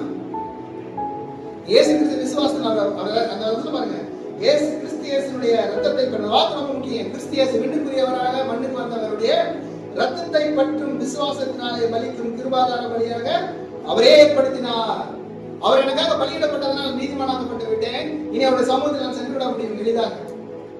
அது பாருங்க, வலியுறுத்தக்கூடிய வசனம் பாருங்க, 1 யோவான் 2ஆம் அதிகாரம் 2வது வசனம். 1 யோவான் 2:2 மனப்படமா தெரியும் நினைக்கிறேங்க. 1 யோவான் 2:2 நம்முடைய பாவங்களை நிறுத்தி செய்கிற கிருபாதார பலி அவரே, நம்முடைய பாவங்களை மாத்திரமல்ல சர்வலோகத்தின் பாவங்களையும் நிவர்த்தி செய்கிற பலியா இருக்கிறார். அந்த வார்த்தை ரொம்ப முக்கியமான வார்த்தைங்க, நிவர்த்தி செய்வது. தேவனிடத்தில் என்ன நம்ம என்னென்ன டிஃபெக்ட் இருக்கோ, என்னென்ன குறை இருக்கோ, என்னென்ன பாவம் இருக்கோ, என்னென்ன அக்கிரமம் இருக்கோ, என்னென்ன தேவனுக்கு பிரியமில்லாத காரியங்கள் இருக்கிறதோ, என்னென்ன வேண்டாத பாவங்கள் இருக்கிறதோ எல்லாத்தையும் நிவர்த்தி செஞ்சுறாங்க இயேசு கிறிஸ்து. என்ன அர்த்தம் தாங்க, நம்முடைய பாவங்களை நிவர்த்தி செய்கிற கிருபாதார பலி அவரே. நம்முடைய பாவங்களை மாத்திரமல்ல சர்வலோகத்தின் பாவங்களையும் நிவர்த்தி செய்கிற பலியா இருக்கிறதா சுவிசேஷம்.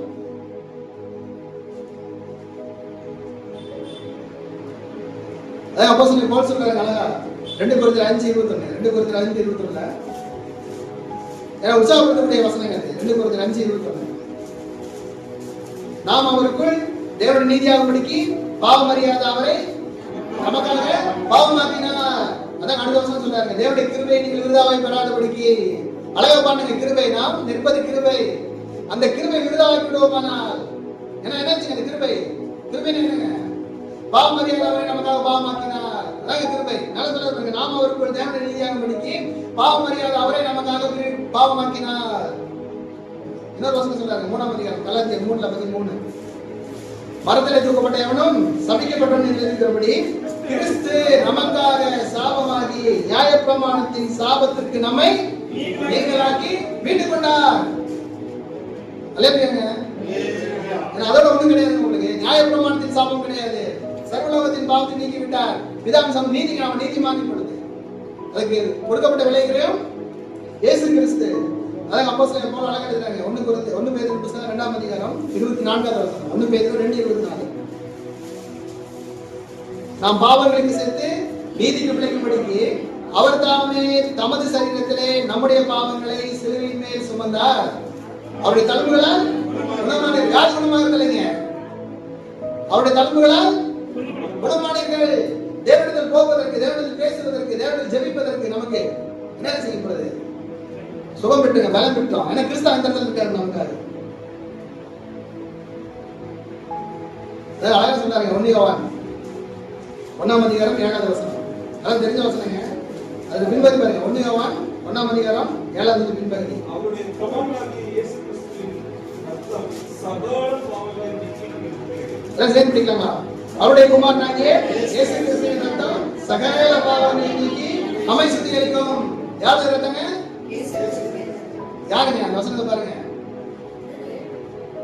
அவருடைய குமாரனாகிய, அந்த இடத்துல ரொம்ப முக்கியம். இயேசு கிறிஸ்து சாதாரணமாக அல்ல, பிதாவுடைய குமாரனாக. அவருடைய குமாரனாகிய இயேசு கிறிஸ்துவின் ரத்தம் சகல பாவங்களை நீக்கி நம்மை சுத்திகரிக்கும். என்னோட தழும்புகள் குணமாக்கப்படுகிறீர்கள், குணமானீர்கள். whenever we believe we are healed. சரீர வியாதி பத்தி பேசுற இடத்துல அவருக்குள் நீதிமான்களை பிழைக்கும்படிக்கு, பாவத்துக்கு செத்து நீதிக்கு பிழைக்கும்படிக்கு சுகமாக்கப்பட்டவர்கள் நாம். அந்த வசனத்தை நம்மளால இது பண்ணாம இல்லைங்க. எபிரேயர் 12ஆம் அதிகாரத்துல பாருங்க. எபிரேயர் 12ஆம் அதிகாரம் 24 சொன்ன அந்த பின்பகுதி. ஆபேலுடைய ரத்தம் பேசுவதை பார்க்கிறோம். எபிரேயர் 12:24 ஆபேலுடைய ரத்தம் பேசுவதை பார்க்கிறோம், நன்மையானவர்களை பேசுகிற ரத்தமாகிய தெளிக்கப்படும் ரத்தத்தினிடத்திற்கும் வந்து சேர்த்தீர்கள். சேர்த்தீர்கள் இல்லைங்க, சேர்த்தீர்கள். நம்ம ஆல்ரெடி அதற்கு வந்துட்டேங்க. இப்போ எங்க புரியுதா நம்ம சொல்றது உங்களுக்கு? இயேசு கிறிஸ்து இடத்திலே வந்துட்டேங்க. ஆபேல் ரத்தம் என்ன செஞ்சுங்க? அவரு ரத்தம் பூமியில இருந்து கூப்பிடுகிறது. காயின் தப்பு பண்ணிட்டு அப்படின்னு கூப்பிடுறாங்க. ஆபேல் ரத்தம். இயேசு கிறிஸ்து அப்படி பேசலைங்க. நீ கொண்டாங்க அப்படின்னு சொல்லுங்க. அவரு அதான் சொல்றாருங்க. ஆபேலுடைய ரத்தம் பேசுவதை பார்க்கிறோம், நன்மையானங்களை பேசுகிற ரத்தமாகிய தெளிக்கப்படும் ரத்தத்தினிடத்திற்கும் வந்து சேர்ந்தீர்கள். அந்த 4ஆம் அதிகாரம் எபிரேயர் 4:16. அதனால் நாம் இரக்கத்தை பெறவும் ஏற்ற சமயத்தில் சகாயம் செய்யும் கிருபை அடையவும் தைரியமாய் கிருபாசனத்திலே சேர கடவோம். எப்படிங்க தைரியம்? போல்ட்னஸ். ஏன் அந்த போல்ட்னஸ் வருதுங்க? 15 படிக்கிறாங்க. 15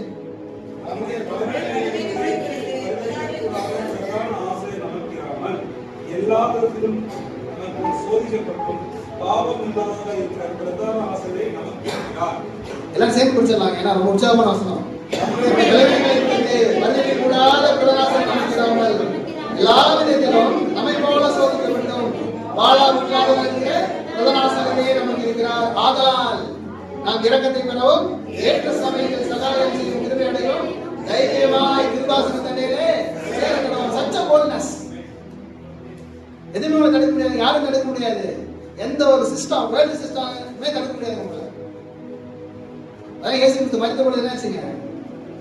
திரைச்சீலை மேலிருந்து கீழாக கிழிஞ்சிருச்சுங்க. இப்ப யாரும் உங்களுக்கு பிரதிநிதி யாரும் தேவையில்லைங்க. நீங்க டேரக்டா போயிடலாங்க. ஏன்னா அவர் இருக்காரு அந்த இடத்துல. ஏன்னா இடத்துல பாருங்க 8ஆம் அதிகாரத்துல மறுபடி வரலாம். 8ஆம் அதிகாரத்துல 34 பின்பகுதி. அவரே எழுந்து இருக்கிறவர், எழுந்திருக்கிறார்கள். அவரு சொல்லாருங்க. அவரே தன்னுடைய வலது பாசத்திலும் இருக்கிறவர், நமக்காக வேண்டுதல் செய்கிறவரும் அவரே. அவர் எப்ப வேண்டுதல் செய்வார் நமக்காக? எங்க நம்ம எப்ப வேண்டுதல் செய்வார்?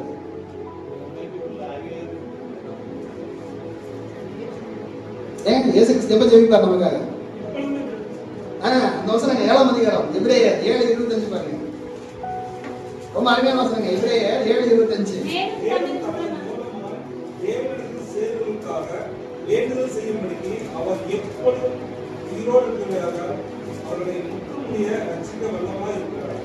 மேலும் தமது மூலமாய், ஏன்னா மேலங்க 24 வசனம், இவரோ என்றென்றைக்கும் நிலைத்திருக்கிறார் அப்படின்னாலே மாறி போகாத ஆசாரியத்துவம் உள்ளவராக இருக்கிறார். மேலும் தமது மூலமாய் தேவனுக்கு செய்வதற்காக வேண்டுதல் செய்யும்படிக்கு அவன் எழுந்து போறாங்க. அவரு நமக்காக வேண்டுதல் செய்யறதுக்காக போயிருக்காருங்க. நான் சொல்றது பாருங்க. சேர்வதற்காக வேண்டுதல் செய்யும்படிக்கு அவர் எப்பொழுதும் உயிரோடு இருக்கிறவராக அவர்களை முற்றுமுடிய ரட்சிக்க வல்லவராக இருக்கிறார். நான் வல்லமையானவன், நான் பலவீனமானவன், நான் அவர் வல்லமையுள்ளவர். அதுக்காக ஜெபிச்சுட்டே இருக்கிறான். முற்றுமுடிய சொல்றாரு பாருங்க இந்த வசனத்துல. கொஞ்சம் நெஞ்சம் இல்லைங்க. அந்த வார்த்தையில ரொம்ப அழகா தியானிங்க. ஒவ்வொரு வார்த்தை அவ்வளவு ஆழமானது. முற்றுமுடிய. இது அறவுடைய விட்டுட்டு உங்களை பாதி விட்டுட்டு போறாங்க இல்லைங்க. ஏதோ போனா போது கிடைச்சிருச்சு, அது சந்தோஷப்பட்டு அல்லையே சொல்லிடலாம். அப்படி இல்லைங்க. முற்றுமுடிய ரட்சிக்க வல்லவராய் இருக்கிறார். வேண்டுதல் செய்கிறவர் மாத்திரம் இல்லைங்க. ஏன்னா நம்ம சொல்லுவோம் ஜெபிக்கிற பிரதர் அப்படின்ட்டு. ஆனா என்னால மீட்க முடியாது இல்லைங்களா? ஏன்னா சொன்ன இல்லைங்களா எங்கேயாவது ஜெபிச்சிங்க அப்படின்ட்டு ஒரு ஃபார்மாலிட்டி இல்லைங்களா? நீங்களும் சொல்லிருக்கீங்க, நாங்களும் சொல்லிடுவோம். ஆனா இயேசு கிறிஸ்து அப்படி இல்லைங்க. நமக்காக வேண்டுதல் செய்கிறது மாத்திரமல்ல, முற்றுமுடிய ரட்சிக்க வல்லவராயும் இருக்கிறார். வல்லவர். ஏன் வல்லவர்? அவர் எழுந்திருக்கிறார். மரணத்தை ஜெயித்தவர் அவர். உலகம் அவர் மேற்கொள்ளவில்லை, பிசாசு மேற்கொள்ளவில்லை. உலகம், மாம்சம், பிசாசு எல்லாவற்றையும் முற்றிலுமாக ஜெயித்தவர் அவர். அவர் எனக்காக வேண்டுதல் செய்து கொண்டிருக்கார். எங்க பிதாவின் வலது பரிசுத்தத்தில் இருக்கார். அழகா சொல்றாரு. 1 யோவான் 2ஆம் அதிகாரம் 1ஆம் வசனம். நம்ம ஆவியில இருந்து உற்சாகம் வரும். 1 யோவான் 2ஆம் அதிகாரம் 1ஆம் வசனம். என் பிள்ளைகளே, நீங்கள் பாவம் செய்யாதபடிக்கு உங்களுக்கு எழுதுகிறேன். என்ன செய்யறாங்க? எங்க எழுதுறாருன்னா, பிள்ளைகளே நீங்கள் பாவம் செய்யாதபடிக்கு இவைகளை உங்களுக்கு எழுதுகிறேன். ஏன் பாவம் செய்ய மாட்டாங்களா? ஒருவன் பாவம் செய்வானானால் நீதிபரராய் இருக்கிற இயேசு கிறிஸ்து நமக்காக பிதாவினிடத்தில் பரிந்து பேசுகிறவராய் இருக்கிறார். எப்படிங்களா? அவரே நம்ம பாவம் செஞ்சோம் அப்படி விட்டுற மாட்டாருங்க அவரு. ஏன்னா நம்ம திருப்பி ஆண்டவரை நோக்கி பார்த்துட்டு இருக்கோம் பார்த்தீங்களா? திருப்பி ஆண்டவர் வந்துட்டே இருக்கும் பார்த்தீங்களா? திருப்பி வேகக்குள்ள வரும் பார்த்தீங்களா? திருப்பி தேவனோட பேசுறாரு இல்லைங்களா? ஒரே காரணம் என்ன தெரியுங்களா? இயேசு கிறிஸ்து பிதாவினிடத்தில் எனக்காக பரிந்து பேசிக் கொண்டிருக்காரு. பரவாயில்லடா சொல்ல பாருங்க. ஒருவன் பாவம் செய்வானால் நீதிபரராகிய இயேசு கிறிஸ்து நமக்காக பிதாவினிடத்தில் பரிந்து பேசுகிறாய் இருக்கிறார். எதற்காக வேண்டிக் கொள்வார்கள் இயேசு கிறிஸ்து? ஒரு சில பதி பார்த்து நம்ம முடிக்கலாங்க. லூக்கா 13ஆம் அதிகாரம் 8வது வசனம். லூக்கா 13:8. அதற்கு அவன், ஐயா இது இந்த வருஷமும் இருக்கட்டும், நான் இதை சுற்றிலும் கொத்தி எதிர்கொடுவேன், கனி கொடுத்தால் சரி, கொடாவிட்டால் இனிமேல் இதை வெட்டி போடலாம் என்று சொன்னான் என்றார். நம்ம மனம் திரும்பாத போதுங்க, எங்க ரொம்ப கவனிக்க வேண்டிய விஷயம், நம்ம மனம் திரும்பாமே இருந்துட்டு இருக்கோம், ஆலயத்துக்கு வந்துட்டே இருப்போம், காணிக்க கொடுப்போம், ஜெபம் செய்வோம், பாடுவோம், எல்லாம் பண்ணுவோம், மனம் திரும்பாம இருக்கும் பார்த்தீங்களா? ஆனா உயிரோடு இருக்கு இன்னும். நமக்கு தெரியும், நம்ம மனசாட்சி தெரியும், உள்ளத்துக்கு தெரியும், இன்னும் நான் மனம் திரும்பல, இன்னும் நான் தேவனை கேட்ட ஒரு வாழ்க்கை வாழல, இன்னும் நான் காணி கொடுக்கவில்லை, தேவனுடைய கிருபையை நான் விருதாவை பெற்றிருக்கிறேன், நமக்கு தெரியும், விருதத்துக்கு தெரியும். அந்த இடத்துல தேவன் என்ன செய்யறாங்களா? பரிந்து பேசுறாங்க. என்ன சொல்றாங்களா? ஐயா இது இந்த வருஷம் இருக்கட்டும், பரிந்து, அதாங்க பரிந்து பேசுறது, கெஞ்சுறாருங்க, வேண்டிக் கொள்றாரு, விண்ணப்பிக்கிறார், மன்றாடுகிறார், இன்டர்செஷன் இருக்காங்க, திறமையில இருக்காரு அடிக்காதபடிக்கு. ஐயா இது இந்த வருஷம் இருக்கட்டும், நான் இதை சுற்றிலும் பத்தி ஏற்படுவேன். ஏன்னா அந்த கான்டெக்ஸ்ட் பத்தி நல்லா தெரியும் உங்களுக்கு. அங்க அழி வந்துருச்சு, அமெரிக்கால அழி வந்துருச்சு, இஸ்ரேல் அழி வந்துருச்சு, அங்க வந்துருச்சு, இங்க வந்துருச்சுன்னு சொல்றேன் இல்லைங்களா? அப்பதான் சொன்னாங்க, நீங்களும் மன திரும்ப கூட அப்படியே கெட்டு போவீர்கள். மன திரும்ப தேவன் தானே கொடுத்து வைத்திருக்கிறார், டைம் இன்ஸ்டால்மெண்ட் கொடுத்துருக்காங்க.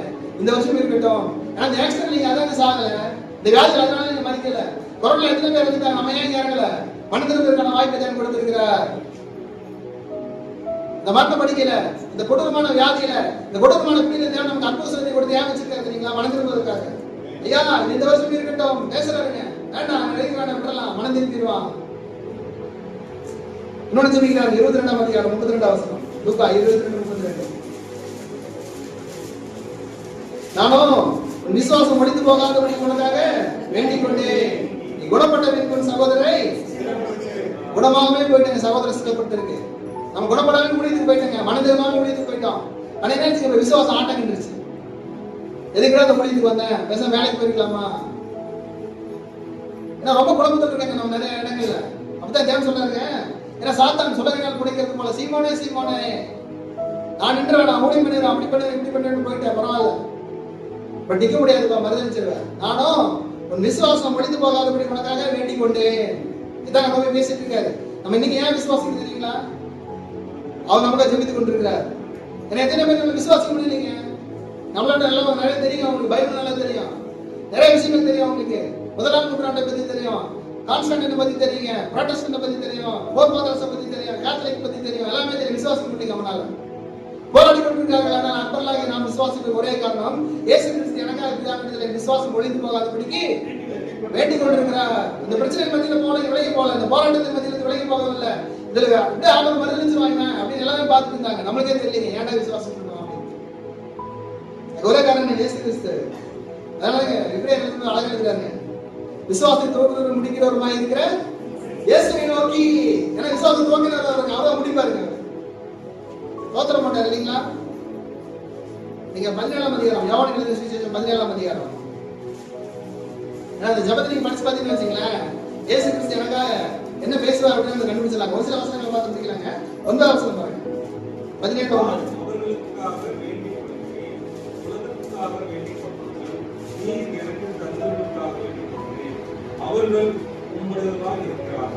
நான் அவர்களுக்காக வேண்டிக் கொள்கிறேன், உலகத்துக்காக வேண்டிக் கொள்ளாமல் நீர் எனக்கு தந்தவர்களுக்காக வேண்டிக் கொள்கிறேன், அவர்கள் உம்முடையவர்களாக இருக்கிறார்களே. நமக்காக என்ன செஞ்சுட்டு இருக்காங்களா? அவரு வேண்டிக் கொண்டிருக்கிறேன் அப்படின்னாரு. 16ஆம் வசனம் பாருங்க, நான் இந்த உலகத்தில் இருக்கிறேன், இவர்கள் உலகத்தில் இருக்கிறார்கள், நான் உம்மிடத்திற்கு வருகிறேன், பரிசுத்த பிதாவே நீர் எனக்கு தந்தவர்கள் நம்மை போல ஒன்றாக இருக்கும்படிக்கு நீர் அவர்களை உம்முடைய நாமத்தினாலே காத்துக்கொள்ளும்.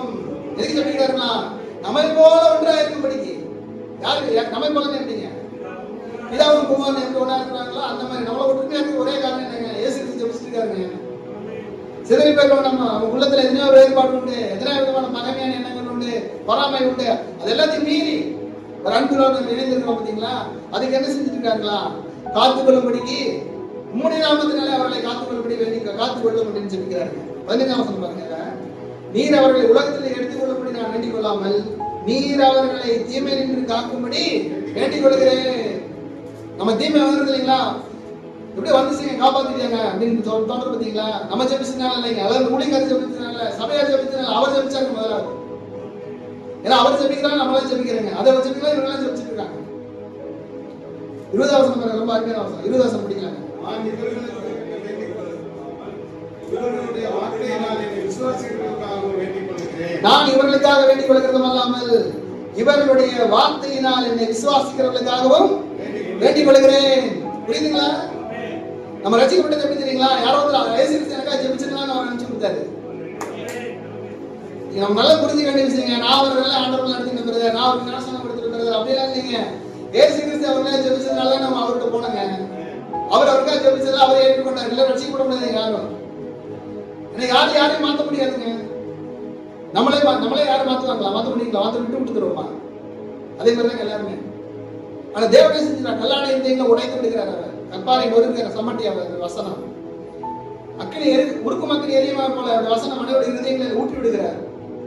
அதான் சொல்றாங்க இந்த இடத்துல, நான் இவர்களுக்கு வேண்டிக் கொள்வதும் அல்லாமல் இவருடைய வார்த்தையினால் இந்த விசுவாசிகளுக்காகவும் வேண்டிக் கொள்கிறேன். நீங்க சொல்றீங்க, நீங்க சொன்ன வசனத்தை விசுவாசிக்கிறதுக்காக அவங்க ஜெபிச்சுக்கிறாங்களா? நம்ம வசனத்தை யாரால விசுவாசிக்கிறாங்களோ அவங்க இதுல நம்ம போய் சொல்ல சொல்ல சொல்ல சொல்ல அங்க அவர் ஜெபிச்சுட்டே இருக்காரு. 23 வசனம் பாருங்க. 21 பாருங்க. அவர் எல்லாரும் ஒன்றாக இருக்கவும், பிதாவே நீர் என்னை அனுப்பினதை உலகம் விசுவாசிக்கிறதுக்காக நீ என்னிலையும் நான் உண்மையிலே இருக்கிறது போல அவர் எல்லாரும் நம்மில் ஒன்றாக இருக்கவும். எவ்வளவு பெரிய யோசித்தீங்களா? அவர் எல்லாரும் நம்மில் கிறிஸ்துவுக்குள் பிதாவுக்குள்.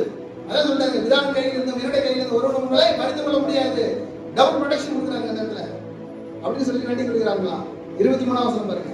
ஒருமைப்பாட்டில் அவர்கள் தேவையுள்ளாய் இருக்கும் என்னை நீர் அனுப்பினதையும் நீர் என்னில் அன்பாய் இருக்கிற போல அவர்களில் அன்பாய் இருக்கிறதையும் உலகம் அறியும்படிக்கு நான் அவர்களிலும் நீர் என்னிலும் இருக்கும்படி வேண்டிக் கொள்கிறேன். ஒருமைப்பாட்டில் அவர்கள் தேர்ந்தவர்களா இருக்கும்படிக்கு. ஒருமைப்பாட்டில் எனக்கு தேர்ந்தவர்களா புரியுதுங்களா? எக்ஸல் புரியுதுங்களா? தேர்ந்தவர்களா இருக்க முடியாது. அவங்க மாதிரி யாரும் இருக்க முடியாதுங்க. நானும் பாஸ்கர் வச்சுங்க, அவர் மாதிரி யாரும் இருக்க முடியாதுங்க. நகம் சதயம் போல இருக்காங்க நம்ம சபையில் இருக்கிறவங்களா அப்படின்னு சொல்றோம் இல்லைங்களா? அதுக்காக அவர் ஜெபிச்சாருங்களா? ஒருமைப்பாட்டில் அவர் தேர்ந்தா இருக்கும்படிக்கும் என்னை நீர் அனுப்பினதையும் நீர் என்னில் அன்பா இருக்கிறதையும் அவர்களில் அன்பா இருக்கிறதையும் உலகம் அறியும்படிக்கு. புரியுதுங்களா? நம்ம போய் சொன்னா யாராவது கேட்டாங்க பார்த்தீங்களா? அதுக்காக உலகம் அறியும்படிக்கு நம்ம சாட்சியா இருக்கோம் இல்லைங்களா? நம்ம சொல்ற சாட்சி இல்ல. சில பேர் ஆண்டவர் ஏற்றுக்கிறாங்க இல்லைங்களா? அது காரணம் என்னங்க? இயேசு கிறிஸ்து எனக்காக வேண்டிக் கொள்றாருங்க. சொல்றாரு பாருங்க, அவர்கள் அன்பா இருக்கிறது உலகம் அறியும்படிக்கும் நான் அவர்களிலும் ரெண்டிலும் இருக்கும்படி வேண்டிக் கொள்கிறேன். அவர் என்னில என்ன செஞ்சாங்க? நம்ம பார்க்கும்போது கிறிஸ்துவ பார்த்துறாங்க. சிலர் சொல்றாங்க பார்த்தீங்களா, கடவுளே செஞ்ச மாதிரி வண்டிக்கு பிரதர் அப்படின்றாங்க. எப்படிங்களா? தேவன் அனுப்பிச்சாரு நம்மள, நம்ம சாட்சி அனுப்பிச்சாரு, உலகம் அறியும்படி பண்ணிடுறாங்க. ஏன்னா உலகம் அறியும்படிக்கு சாட்சியான ஒரு வாழ்க்கை வாழ்றதுக்கு காரணம் யாருங்க? இயேசு கிறிஸ்துவோட ஜெபம் அங்க. அதனால நம்ம பாருங்க, எல்லாம் இயேசுவே எனக்கு, எல்லாம் இயேசுவே தொல்லை மிகுதி உலகில் துணை இயேசுவே. இதை கன்க்ளூட் பண்ணாங்க யூதால. 20 வருஷம் படிக்கலாங்க. யூதா கடிதம் நிருபம் 20 வருஷம் ஒரே அதிகாரம்ங்க. யூதால 20. நீங்களோ பிரியமானவர்களே, உங்கள் மகா பரிசுத்தமான விசுவாசத்தின் மேல் உங்களை உறுதிப்படுத்திக் கொண்டு பரிசுத்த ஆவிக்குள் ஜெபம் பண்ணி 20 படிச்சாங்க. தேவனுடைய அன்பினாலே உங்களை காத்துக்கொண்டு நித்திய ஜீவனுக்கு ஏதுவாக நம்முடைய கர்த்தராகிய இயேசு கிறிஸ்துவினுடைய இரக்கத்தை பெற காத்திருங்கள். நீங்களோ பிரியமானவர்களே, உங்கள் மகா பரிசுத்தமான விசுவாசத்தின் மேல் உங்களை உறுதிப்படுத்திக் கொண்டு பரிசுத்த ஆவிக்குள் ஜெபம் பண்ணி. ஏன்னா இனி இருக்கிற 7 நாள் நீங்க ஜெபம் பண்றது எப்படி ஜெபிக்கணும்? நீங்க பரிசுத்த ஆவிக்குள் ஆவியில் நிரம்பி. ஆவியில் நிரம்பி எமோஷனலா இல்லைங்க, அது ஒரு கட்டுப்பாடானது. தேவன் நடந்து வரவங்கள பரிசுத்த ஆவிக்குள் ஜெபம் பண்ணி தேவனுடைய அன்பிலே உங்களை காத்துக்கொண்டு நித்திய ஜீவனுக்கு ஏதுவாக நம்முடைய கர்த்தராகிய இயேசு கிறிஸ்துவுடைய இரக்கத்தை பெற காத்திருங்கள். இந்த ட்ரைனிட்டி வந்துருங்க. பிதா குமாரன் பரிசுத்த ஆவி. பரிசுத்த ஆவியில் ஜெபம் பண்ணும்போது நம்ம வாழ்க்கையில தேவனுடைய அன்பு ஊற்றப்பட்டுவிடும். பரிசுத்த ஆவி மூலமாக நாம் ஒன்றுமில்லாதவர்கள் தேவனுடைய இரக்கத்தை பெறவே காத்திருக்க வேண்டும் என்று சொல்லி, அந்த இரக்கம் என்னுடைய மீதுமாக வருவதல்ல, கர்த்தராகிய இயேசு கிறிஸ்துவுடைய இரக்கம் அது. அவருக்கு பிதா இறங்கினதால் எனக்கு இறங்கினார் என்ற தாழ்மைக்குள்ளாக வந்து விடுவோம். நம்ம தாழ்மைக்குள்ளாக மாறிக்கொண்டே இருப்போம். ரெண்டு விஷயம். முதலாவது, பிதாவை நோக்கி நாம் ஜெபிக்க வேண்டும். பரிசுத்தாவின் கனத்தோடு ஜெபிக்க வேண்டும். இயேசு கிறிஸ்து நாமத்தினாலே ஜெபிக்க வேண்டும். ரைட்டுங்களா? அடுத்த முக்கியமான ஒரு விஷயம், ரெண்டே விஷயம் நான் பார்த்ததனுடைய சாராம்சம் என்னன்னா, பூமியில நமக்குள்ள இருந்து யார் விண்ணப்பிக்கிறாருங்க? பூமி நமக்குள் பரிசுத்தாவியர் விண்ணப்பித்துக் கொண்டிருக்கிறார். எங்க இந்த ரெண்டு ஸ்டேட்மெண்ட் மறந்துடாதீங்க. பூமியில் பரிசுத்தாவியர் நமக்குள்ள இருந்து விண்ணப்பித்துக் கொண்டிருக்கிறார். பரலோகத்தில் நமக்காக ஜெபித்துக் கொண்டிருக்கிறார் யாருங்க? இயேசு கிறிஸ்து தேவனுடைய வலது பாசத்தில் ஜெபித்துக் கொண்டிருக்கிறார். நீங்க எப்ப சோர்ந்து போயிருக்கீங்களா, எப்ப பலவீனமா இருக்கீங்களா, எப்ப ஜெபிக்க முடியலன்னு ஃபீல் பண்றீங்களா, அப்படி நினைச்சு பாருங்க. நமக்குள்ள இருந்து பரிசுத்தாவியர் விண்ணப்பித்துக் கொண்டே இருக்கிறார். வாக்கடங்காத பெருமூச்சலோடு கூட பிதாவுடைய வலது பாசத்தில் எனக்காக கர்த்தராகிய இயேசு கிறிஸ்து பரிந்து பேசிக் கொண்டே இருக்கிறார். அது முதல்ல என்ன தெரியுங்களா? சரியான வாழ்க்கை தான் சரியான ஜெபத்தை பிறப்பிக்கும். உங்களுடைய வாழ்க்கை சரியானதில்லை என்றவங்க சரியா ஜெபிக்க முடியாது. வாழ்க்கை மாற்றம் வரவில்லை என்றால், உங்கள் வாழ்க்கை வேதத்தின் அடிப்படையில் வரவில்லை என்றால் உங்களால் சரியா ஜெபிக்க முடியாதுங்க. சரியான வாழ்க்கை தான் சரியான ஜெபத்தை பிறப்பிக்கும். முதல்ல கேட்ட அதே கேள்விங்க, ஜெபிக்க வேண்டுமே என்று ஜெபிக்கிறோமா அல்லது ஜெபிக்க விரும்புவதால் ஜெபிக்கிறோமா? கர்த்தர் இயேசு கிறிஸ்து சொன்ன ஒரே ஒரு வசனம் என்னங்க பார்த்து முடிச்சிடலாம். 21ஆம் அதிகாரம் லூக்கா எழுதின சுவிசேஷம் 21ஆம் அதிகாரம் 36ஆம் வசனம். லூக்கா 21:31.